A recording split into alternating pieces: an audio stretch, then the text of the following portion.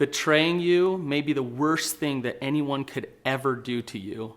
So how do you forgive somebody who betrayed you?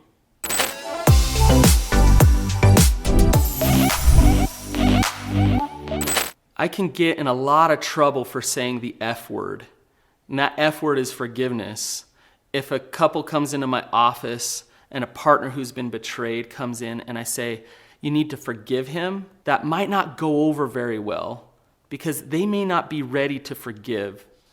I know when to start to work on forgiveness, and I want you to listen to me in this video to the end so you understand when you're ready to really step into forgiveness. Why is forgiveness a tricky thing when it comes to betrayal? Well, think about it. When you've been betrayed, you experience a lot of different emotions. You feel sad, you feel scared, you might feel resentment or anger, fear, shame. All of those emotions come up. Now, all of those emotions are there for a reason. They're there to protect you. They're not bad. So forgiveness is not about just getting rid of your emotions and putting a smile on your face and loving your partner. The first thing that you need to do in the process of forgiveness is to validate your emotions and realize that they're there for a reason and listen to those emotions. You need to process through what those emotions are telling you so that you can protect yourself from getting hurt again. Forgiveness is not faking it. You can't fake it.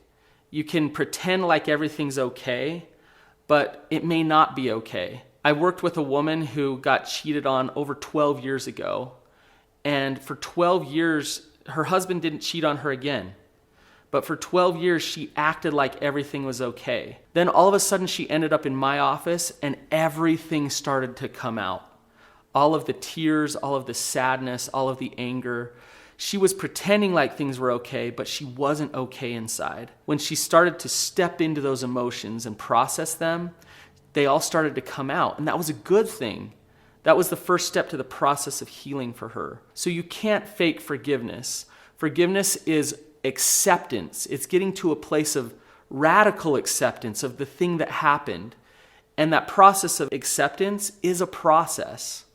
If you know somebody who's struggling with forgiveness, then I'd ask you to do two things. Like my video and share it with them.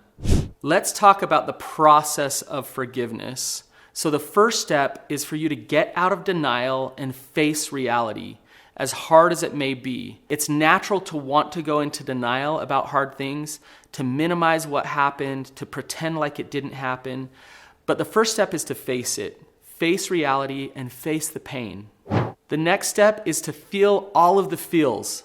What that means is to process all of the emotions. Now, the way you process them may be talking it out with somebody, crying, listening to music, journaling, but doing something that's moving that energy through you so that it's working its way out of you and it's not just staying deep down inside of you.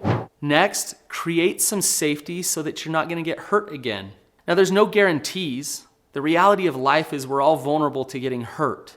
But you can learn from what has happened to you and you can set up things so that you can feel safer. Things like support systems, places you can go, and things that you can do to have healthy boundaries with your partner so that you can't get hurt again. There's a part of forgiveness that's really hard, but I actually think it's the most important part. And what that is letting go and letting God in. What I mean by that is getting to a place where you hand it over. You surrender it. And what you're saying is, I don't know exactly why this happened. I don't understand all of the reasons why this happened to me, but I'm going to accept that there was a purpose to this. There was a meaning behind it. There's a higher power that is over all of this and overseeing it and helping me learn and helping me grow. And so I'm going to hand it over to that higher power. I'm going to give it to God. I'm going to surrender it from myself and know that something else is up there helping me learn and helping me grow. Now, as I say that, you might be cringing, saying, I don't want to get there. I'm in too much pain. I don't want to get to a place where I think that God did this for me. And that's okay if that's where you're at. But you can get to that place. And when you do, you'll feel a sense of relief. You'll feel the tension lifted off of you. And you won't be stuck in the pain anymore.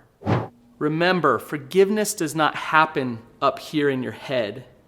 Forgiveness happens down here in your heart and in your soul. When you get to a place of forgiveness, you start to feel peace again. So you can try to work your way out of it with your head all day long, but you'll never get there. That's why forgiveness is about surrender. It's about letting go. Thanks for watching this video. I hope you found it useful. If you want more content, more in-depth content that will help your relationship, then check out my relationship reset. You can find it in a link below.